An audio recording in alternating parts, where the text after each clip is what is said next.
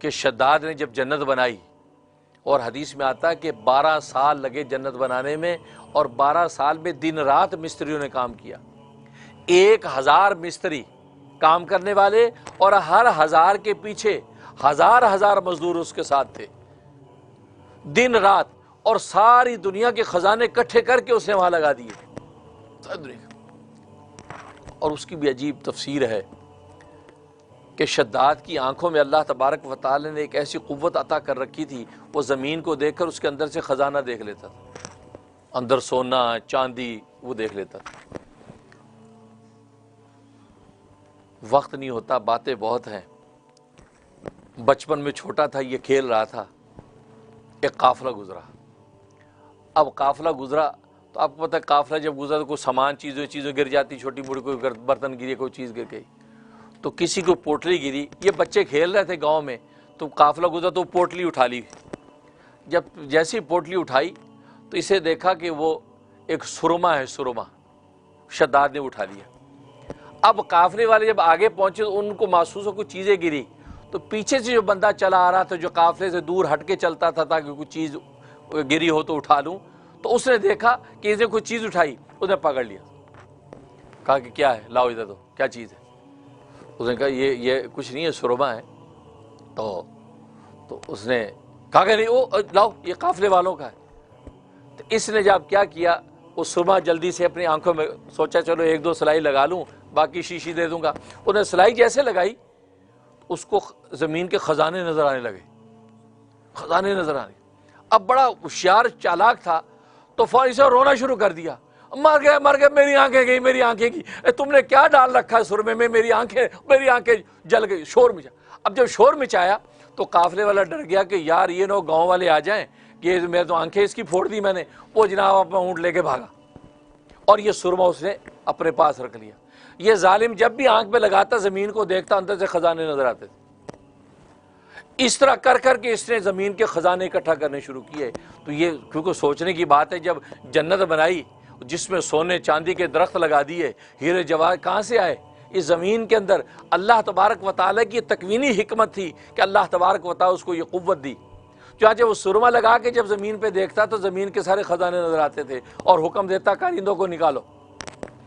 اس طریقے سے ملک بھر کے خزانے اکٹھے کر کے جنت تیار کی، اور ایسی جنت بنائی کہ اوہو، کہ ایک صحابی، خود نبی پاک صلی اللہ علیہ وسلم نے بشارت دی کہ میرے صحابہ میں سے ایک صحابی اس جنت کو دیکھے گا، اس جنت میں جائے گا اس کے، کیونکہ اللہ تبارک و تعالیٰ نے اس جنت کو اوجل کر لیا، اور وہ جنت عراق کے پاس ہے، ملک عراق کے قریب ہے وہ جنت، لیکن آنکھوں سے اوجل ہے، اور یہ مغربی دنیا آج تک اس کی تلاش میں ہے، تبھی عراق کی جان نہیں چھوڑتے ہی، کیونکہ وہ جنت ڈھونڈتے ہیں، کیونکہ وہاں خزانے بہت ہیں۔ اب جناب جنت تیار اس نے کی، اور فرمایا کہ صحابی دیکھیں گے۔ چنانچہ وہ ہوا کہ ایک صحابی جس کا اونٹ جو گم ہو گیا، وہ اونٹ تلاش کرتے کرتے وہ جنت میں پہنچے۔ صبح کا وقت تھا اور سورج طلوع ہو رہا تھا، اور سورج جب طلوع ہو کر جب جھانکتا تھا اس جنت کو، اس جنت کی جو خوبصورتی، جو جھلملاہٹ ہوتی تھی، کوئی کسی کی تاب نہیں تھی کہ دیکھ لے۔ وہ اس ٹائم میں جب وہ صحابی وہاں پہنچے ہیں کہ یار یہ جنگل بیابان میں یہ کیا ہے، ادھر سورج طلوع ہو رہا تھا، جیسے وہ اندر داخل ہوا، سورج نے جیسی اپنی روشنی ڈالی اس جنت پر، اس کا حسن و جمال دیکھ کر وہ صحابی بے ہوش ہو گئے۔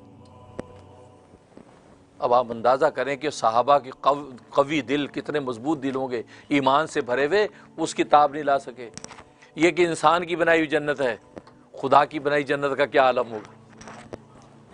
اللہ اکبر، بے ہوش ہو گئے۔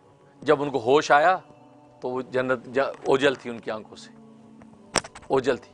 انہوں نے امیر معاویہ رضی اللہ تعالیٰ اس وقت امیر المومنین تھے، ان کو جا کر سارا قصہ سنایا، تو آپ نے فوراً علماء کو اکٹھا کیا، کہا کہ یہ بات کر رہا ہے، تو یہ بات صحیح کر رہا ہے؟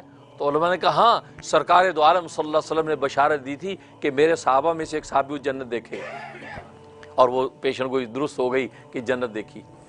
ایسی جنت، اب ایسی حسین و جمیل جنت جب تیار ہو گئی، اب اس کا افتتاح ہے۔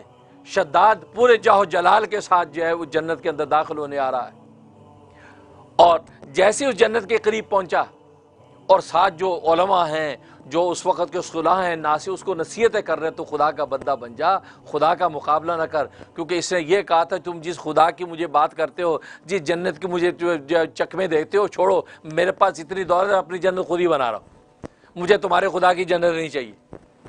تو وہ ناصحین بیچارے کہتے ہیں دیکھو ایسی باتیں نہ کر، تو اللہ کا مقابلہ نہ کر۔